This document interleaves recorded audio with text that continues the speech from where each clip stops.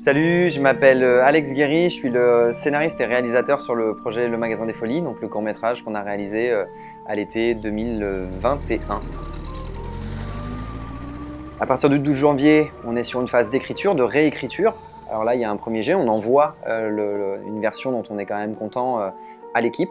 On a des premiers retours, on commence à faire des annotations sur ce qui est dit, etc. Donc c'est toujours une étape passionnante. Ensuite, évidemment, c'est parti, on passe au casting, on commence à valider des gens, et puis une fois que tout le monde est validé, je me retrouve au milieu d'à la fois un travail avec la partie comédien, donc vraiment sur le jeu, sur les personnages, sur qui ils sont, la backstory en fait de ces personnages. Donc, je fais énormément de storyboard, je fais beaucoup de croquis, j'ai besoin d'aller chercher des références, faire des moodboards, ce genre de choses.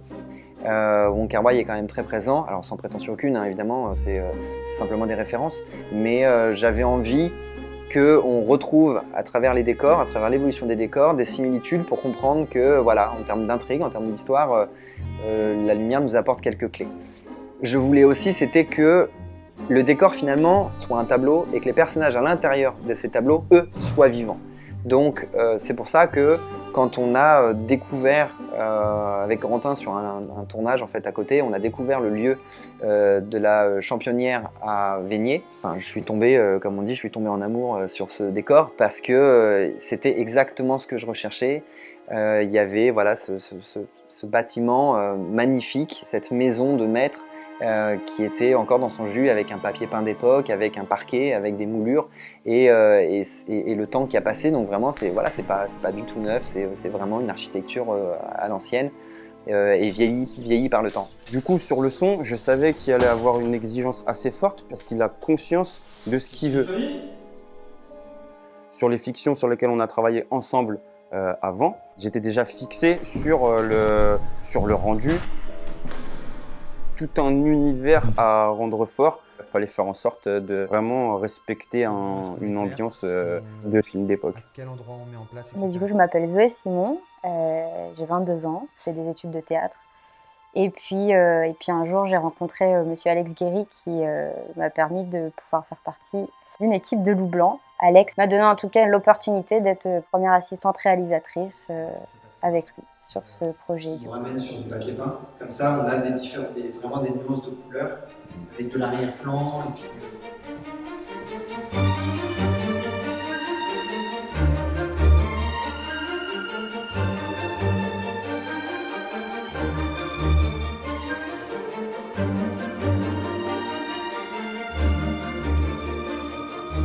Alex, il avait vraiment son projet, il savait déjà vachement ce qu'il voulait. J'ai pu avoir le maximum de détails, le maximum d'informations pour commencer en tout cas le travail de recherche donc de décors, sur les costumes, parce que c'est vraiment un film de reconstitution d'époque, donc ça a été un travail vraiment super intéressant sur la recherche du moindre objet, du moindre détail à mettre en avant dans ce film. Donc sur plusieurs mois, on a fait énormément de repérages dans la commune de Vénier et principalement sur le domaine de la Championnière. Et puis on avait fait aussi un repérage un petit peu plus loin dans la commune de Douai-la-Fontaine. On avait été visiter le musée des commerces, reconstitution des commerces de l'époque. Quand on rentrait dans ce décor, enfin dans ce lieu, on avait vraiment l'impression que c'était un décor de cinéma pour le coup, tellement c'était hyper réaliste, hyper concret dans les détails, dans les moindres petites choses qu'on pouvait y voir. On a eu énormément de réunions ici à la villa, on a eu énormément de visio aussi avec toute l'équipe pour pouvoir discuter du projet. J'avais vachement hâte que le tournage commence parce que travailler aussi longtemps sur un scénario, on se dit ce que ça va rendre à l'image, quoi.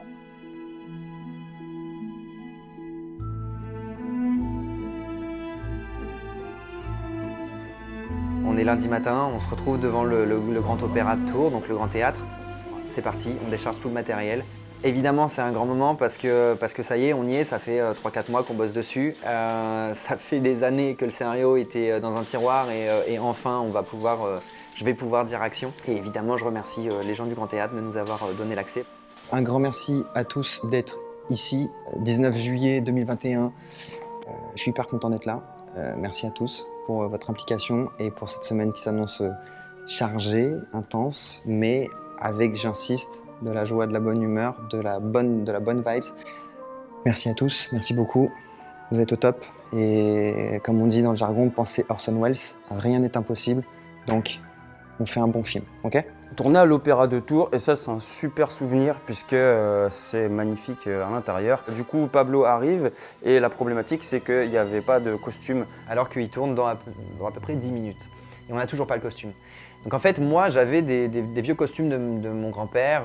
Je les avais un petit peu, on va dire, en backup. Et en fait, il était hors de question de décaler le tournage parce qu'on avait un temps très précis, voilà, contractualisé avec le Grand Théâtre. Et se poser évidemment toute la question de la matinée, mais en fait, on fait comment pour le costume de l'après-midi? C'est le genre de choses où on ne doit pas y penser parce que vraiment, il faut être focus parce qu'on est en train de tourner l'instant présent. Et je me souviens en fait de 2 personnes de l'équipe qui sont parties.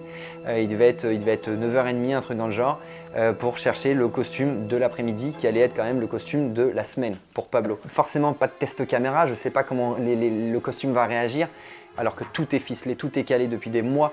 Le moindre plan, les inspirations en termes de costume, même pour le son, de caler un micro sur du synthétique, c'est pas du tout la même chose que sur du coton. On a eu un petit peu de pression de savoir comment il allait réagir, comment on allait faire pour placer les micros sans souci. Regarde-moi.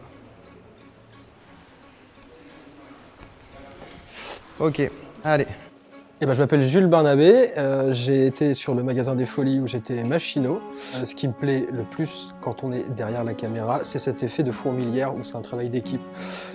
Et c'est ce que j'aime, c'est cette effervescence, cette fourmilière de plein de gens, de plein de petites mains, autant dans l'artistique que dans la technique, qui vont tous se mettre ensemble et faire des belles images.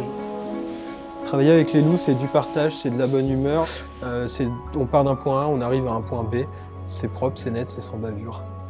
Il y a ce moment voilà, où c'est le action, il y a ce moment où je vois les visages autour et que quand je vois les regards de chacun sur le combo et qu'il y a des sourires et qu'on se dit on va raconter une belle histoire à laquelle on croit. Et très très vite en fait on passe d'un plan travelling à un autre plan travelling, à un plan grue, on installe la lumière, on passe du premier étage, du rez-de-chaussée au premier, au deuxième, on commence à mettre de l'éclairage, tout le monde s'active, il y a vraiment cet effet fourmilière où tout le monde se fait confiance, tout le monde travaille ensemble, avance ensemble avec le sourire.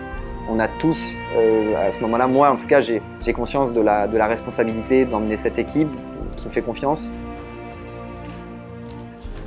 Ça a été beaucoup de stress pour moi parce que la première journée c'est le premier pas dans le tournage et que ce soit dans un rythme particulier pour garder ce rythme sur le reste de la semaine. Dans la foulée, on fonce donc à la Championnière, à Vénier, où on a eu donc les clés de cette maison de maître absolument magnifique, dans ce parc super. Il y a déjà Brice Soyer qui est là avec sa super voiture qui est absolument magnifique.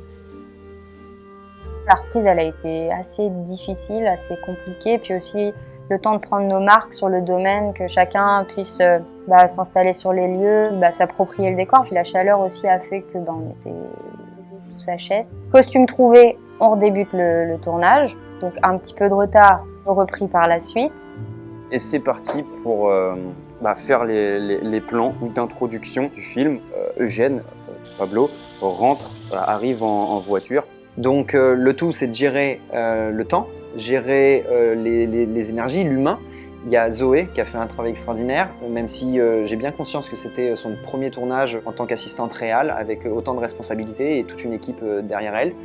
Parce qu'il faut vachement que je sois à l'écoute et d'Alex sur sa réalisation et sur ses envies, mais aussi pouvoir expliquer au mieux à l'équipe technique comment mettre en œuvre ses envies quoi, et ce qu'il voit. Et essayer de le faire comprendre, en fait, tout simplement.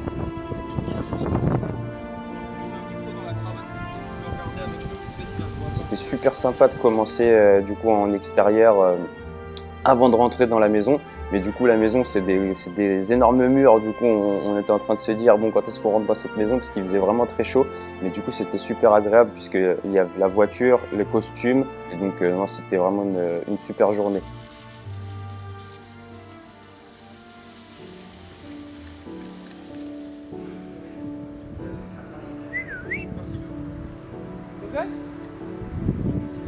Ouais. Travailler avec les comédiens, c'est toujours un moment évidemment super plaisant. Évidemment, il y a la rencontre avec Pablo qui s'était faite en fait sur Starchild et où il jouait le personnage du sergent-chef Michel. Voilà, la relation avec lui s'était faite de façon super simple et c'était très agréable. Donc on avait envie très naturellement de retravailler ensemble.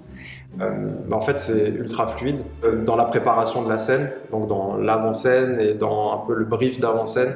Voilà, il est précis, il sait ce qu'il veut, à la fois en termes d'image, en termes de jeu, en termes d'émotion à passer. Et puis ensuite, il est très ouvert à la proposition.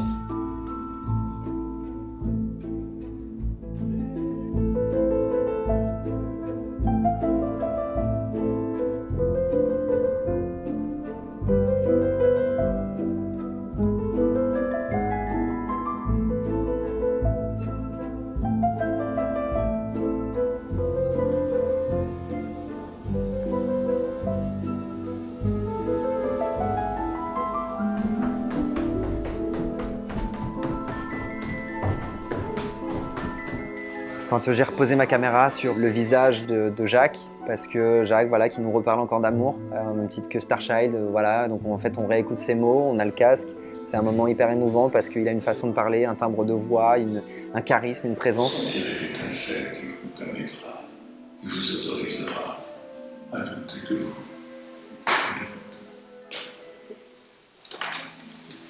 C'est l'amour. C'est un monsieur du cinéma, et tout ce qu'il représente pour moi. Pourtant, je vois de nombreuses femmes autour de vous qui sont prêtes à vous donner leur cœur. De toute évidence, je ne crois plus en l'amour. L'amour? Que voulez-vous dire? Il a été implanté dans nos esprits, dans tous les films, avec Noiret, avec tout ça, des films qui ont beaucoup bercé mon enfance. Même s'il n'était pas au premier plan, il était là quand même. C'est un monsieur très fort qui joue, voilà, il répète 5 minutes son texte avant de jouer, il trouve l'intonation, il n'y a pas besoin de faire 50 prises, c'est impressionnant. Le monsieur est juste, il est gentil, il a une rigueur de travail. On a discuté du son avec Alex en amont, sans parler de l'aspect sound design, etc. On était vraiment sur une exigence, les voix doivent être impeccables. Donc là, il fallait essayer d'aller chercher un son le plus pur. C'est bon pas parce que sur la dernière phrase, pour moi le démarre, c'est vraiment possible.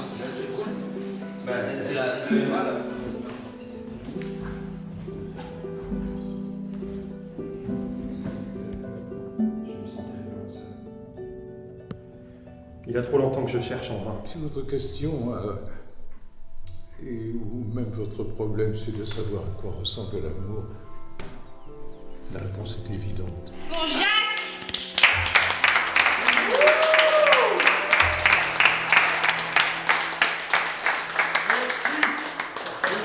Beaucoup aimé cette journée avec vous.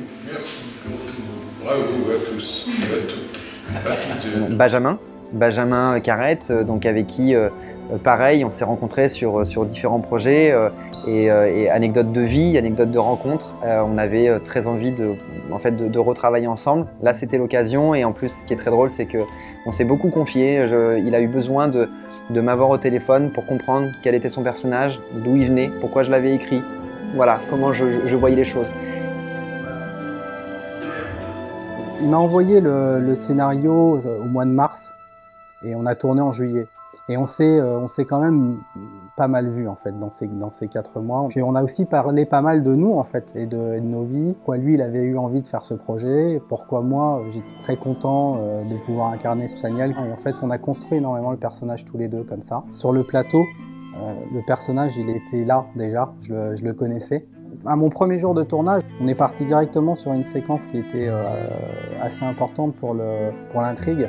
Et on discutait sur le personnage, il me faisait ses retours, il me disait voilà, écoute voilà ça, garde ça, modifie ça, est-ce que tu peux monter ça, est-ce que tu peux descendre ça, je me souviens le premier jour notamment. Il y avait quand même voilà, un silence, je me souviens qu'Alex avait demandé un silence sur le plateau pour que les comédiens puissent vraiment être concentrés, être vraiment dans leur personnage, dans l'histoire à fond.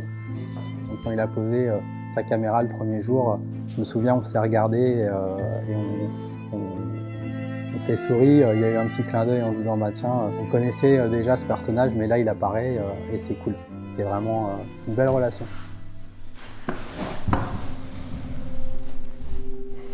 Il y a une femme juste devant moi. Et que savez-vous d'elle? Elle s'appelle Emma.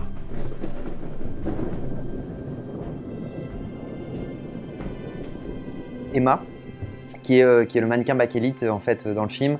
On avait échangé avec donc Alix Benezek, comédienne, avec qui on discutait en fait en amont et on a travaillé sur 2 projets en parallèle. Et donc voilà, très naturellement la proposition s'est mise en place et puis elle a accepté. La scène par exemple de la malle, typiquement un effet studio, donc en fait on a 3 planches sur lesquelles il y a du papier peint qui a été posé. Les 2 comédiens, donc Alix et Pablo, voilà, qui étaient à 4 pattes. Il y avait 2 petites ampoules qui tombaient et puis avec, tu voyais les techniciens qui étaient juste au-dessus d'eux, comme ça, qui réglaient en fait l'onduleur pour gérer voilà, des ambiances de luminosité. Donc en parallèle, on a cette malle qui est posée au milieu de cette pièce avec Pablo qui ouvre et puis qui met un pied dedans, voilà, et ça va se refermer. Sauf qu'évidemment, Pablo ne rentrait pas dans la malle. C'était beaucoup trop petit pour lui. On avait Ethan qui était un petit stagiaire sur le plateau. Donc sur le plan large, on voit juste un petit bout de main qui referme la malle. Alors c'est volontaire et après on juxtapose voilà, les 2 scènes et on se retrouve à imaginer que Pablo descend dans cette malle. Une scène tout d'abord qui m'a marqué, c'est la scène de la soirée, avec les figurantes, les figurants, les acteurs et tout. Et on a vraiment réussi à recréer cette ambiance, les lumières, les ballons, la fête. D'un coup, on s'est tous retrouvés dans ce truc-là. Ces 2 heures où on a tourné, j'étais en 1920, quoi. C'était les acteurs, les actrices, tout le monde est dedans, tout le monde est concentré. Et ça, c'est un beau souvenir. C'est un très très beau souvenir. Ce qui est génial, c'est que la figuration en costume, dans un décor d'époque, avec des costumes d'époque, coiffures d'époque. J'ai envie de dire qu'une fois de plus, pour moi, ça c'est le cinéma parce qu'on pose la caméra et à travers le kobo, on se dit waouh, en fait, on vient de voyager dans le temps. Et évidemment, je ne peux pas ne pas profiter du moment pour remercier encore Wilfried de Victory Shop qui était déjà présent avec nous sur Starchild pour toute la partie costume. Le magasin des folies, pour moi, c'est clairement une histoire d'amour, de la recherche de l'amour et aussi d'une quête d'identité personnelle qu'on peut tous voilà, être amenés à faire dans sa vie. Alors, qui est Eugène? C'est une grande question puisque c'est au centre de ce film. Donc, Eugène est un metteur en scène de théâtre des années 20, qui a une trentaine d'années à peu près, qui connaît le succès. Il a rencontré beaucoup de jeunes femmes, voilà, mais il n'a pas rencontré encore l'amour véritable. On est à ce moment-là de sa vie où il se pose des questions sur se dire, voilà, qui est l'amour véritable et est-ce que je vais rencontrer la femme de ma vie? Eugène vit donc en France dans les années 20 avec donc une image qui est très claire, c'est la femme n'a pas le droit de parole, la femme est très souvent considérée comme un objet, c'est des femmes en vitrine, voilà, il y a de la prostitution, ce genre de choses, on est quand même dans les années folles. Mais j'avais envie de montrer que ce personnage d'Eugène, qui est un homme en plus, qui est un metteur en scène à succès, se sent finalement oppressé dans ce monde, mais il a besoin de se trouver, de cette quête d'identité, et donc c'est auprès d'une femme, entre autres, qui va voilà, se révéler à lui-même et s'ouvrir au monde d'une façon différente en trouvant l'amour. Alors, ça parle d'amour, mais l'amour pour un être cher, l'amour de la vie, l'amour de son métier, de ses choix, de tout ça, quoi. C'est un chemin, c'est une vie. Et en fait, la manière dont Alex a raconté ça, pour moi, c'est ultra rassurant pour l'avenir de son regard et du regard des hommes de notre génération sur la femme actuelle et la femme de l'époque. Et je trouve que c'est, je sais pas, je trouve ça beau.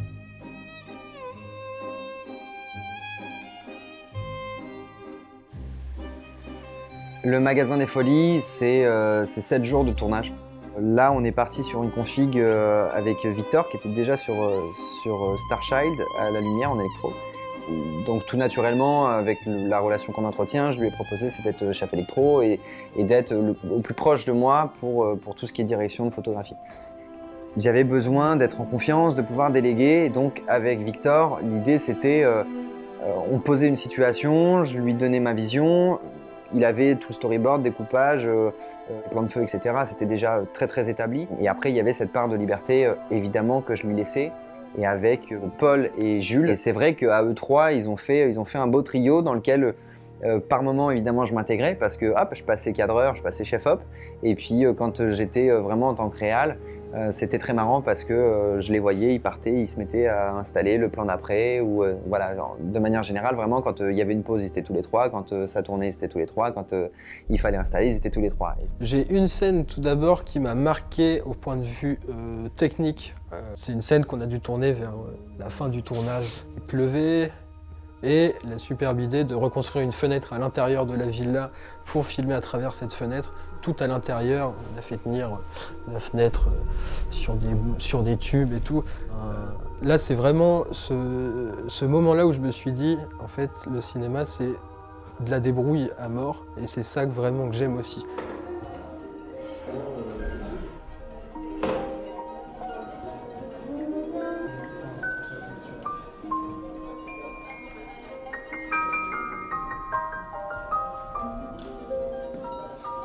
J'ai eu aussi le plaisir, c'est de faire intervenir mon amie Justine Thibaudat, comédienne avec qui j'ai eu l'occasion de travailler plusieurs fois. Donc je lui ai proposé le rôle d'Astrid, voilà, de cette femme forte de caractère dans les années folles. C'était l'occasion donc de pouvoir se retrouver sur un plateau et je le remercie parce que même si le rôle était voilà, un petit rôle, elle l'a joué à merveille et les retours sont excellents.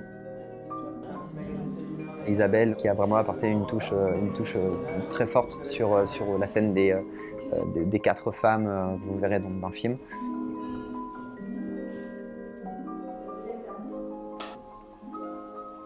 Évidemment, clé, indispensable dans ce film, il y a donc le personnage de Marie qui est joué par Mathilde Neboui. Quoi, c'est vrai? C'est mignon mais c'est triste. Et je suis très très heureux qu'elle ait accepté en fait de jouer dans ce film et de jouer ce personnage de façon très précise. Parce que pour le personnage de Jeanne, c'est quelqu'un d'important et Mathilde est quelqu'un d'important pour moi. Donc voilà, la boucle était bouclée et c'était super chouette. Comment? L'avant-dernier jour, le samedi, on s'est retrouvés dans les musées des anciens commerces à Douai-la-Fontaine. Donc quand on est arrivé là-bas, c'était chouette parce qu'on a eu un très bel accueil avec l'un des propriétaires, Clément, qui était avec nous jusqu'au bout, qui a été vraiment super, que je remercie encore. En fait, ce qui était vraiment chouette là-dedans, c'est qu'il y a une reconstitution, mais à base de véritables façades de boutiques, de magasins, où à l'intérieur tout est reconstitué comme à l'époque. C'était super chouette. Et il fallait juste maintenant savoir comment ça allait se passer pour découper le truc, puisqu'en fait c'était donc un musée et il y avait un côté donc les magasins et de l'autre côté il y avait un mur. Et je me souviens qu'à un moment il y avait un plan grue avec les parents d'Alex. Il y a une scène, bon, forcément un peu touchante parce que à chaque fois j'aime bien faire intervenir mes parents voilà, dans la mesure du possible quand je peux quoi. C'est un plan grue qui descend comme ça sur la boutique, sur une vitrine. On voit le personnage de Jeanne donc, qui passe devant cette vitrine et qui s'en va et la caméra, elle, reste sur cette vitrine. Et c'était marrant parce qu'il y a toujours une petite énergie collective quand mes parents sont sur un plateau. C'était vraiment bien, c'était un tournage intense. Une bonne semaine intense qui vide la tête parce que tu penses à rien d'autre de toute façon. Et t'en ressors grandi. Puisque même si voilà, il y a la fatigue, il y a aussi les questions, etc.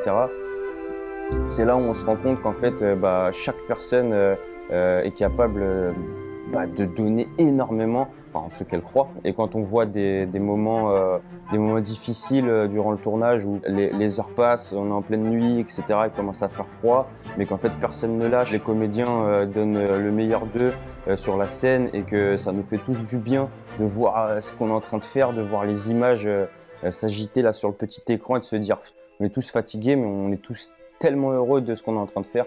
Je voulais aussi remercier Alex Guéry de m'avoir fait confiance sur ce tournage. C'est surtout de nous avoir permis de donner vie à cette histoire à travers l'écran. Parce que c'est ça qui nous a fait sourire, pleurer, passer des si bons moments ensemble pendant cette semaine de tournage. Merci à toutes les personnes qui nous ont accueillis et qui nous ont permis de tourner dans des décors sublimes. Bien évidemment, merci à tous les comédiens et comédiennes. Je voulais aussi remercier toute l'équipe technique pour leur travail, leur bienveillance et à toutes les personnes qui ont permis l'existence de ce film.